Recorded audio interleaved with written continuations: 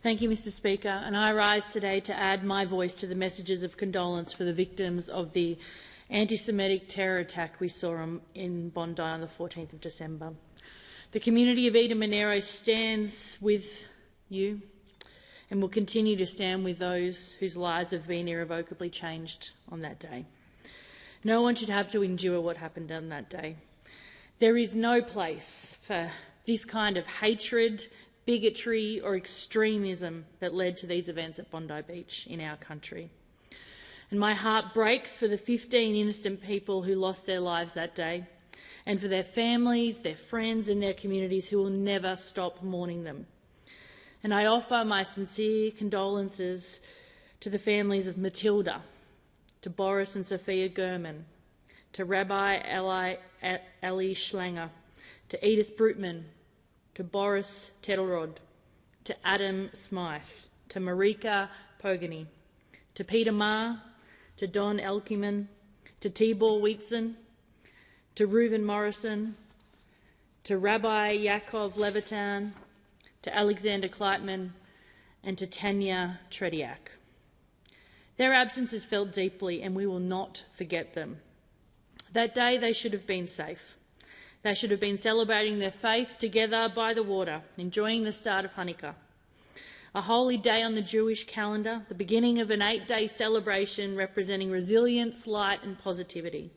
An ancient tradition in an Australian iconic setting. It should have been a peaceful event, and instead that peace was shattered. This was an attack on our Jewish community and on the Australian way of life. It was an attack on our people and what we hold sacred, our right to gather, to celebrate our faith with loved ones wherever we are.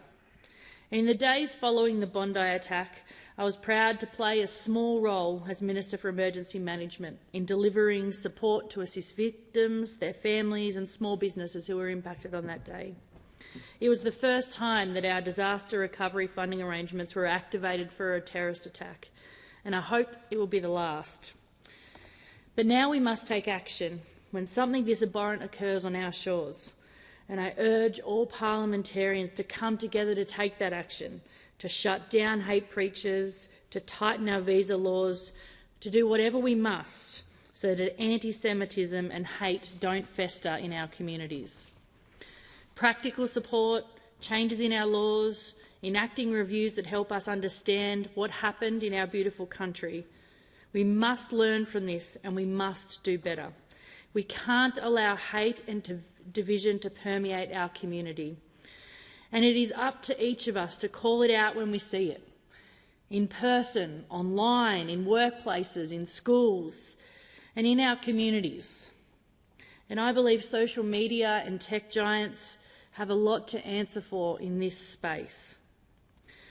Mr Speaker, I want to acknowledge the first responders who attended Bondi that day.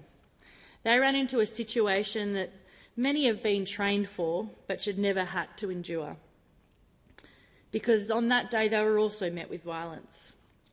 Probationary Constable Jack Hibbert and Constable Scott Dyson were both injured in the line of duty. Of course, they weren't the only ones who will bear scars from what occurred on the 14th of December. 40 people were injured that day, many while carrying out incredible acts of bravery. People like Ahmed El Ahmed, who was just nearby having a coffee and ran towards the danger. Local lifeguards, students, ordinary Australians who ran into the park to help people. They helped stop the bleeding, they helped protect young ones from the attack, and they undoubtedly saved lives. And it's these stories that show who we really are as a nation. The caring and compassionate ones, the people who are always ready to lend a hand to someone in need. We must now come together as a nation because we cannot let this evil tarnish our country and our iconic Bondi Beach. Mr Speaker, today we remember and we grieve together. And although I cannot imagine the grief felt by our Australian Jewish community, you don't carry this alone. This Parliament stands with you and this nation stands with you, and we will stand with you into the future.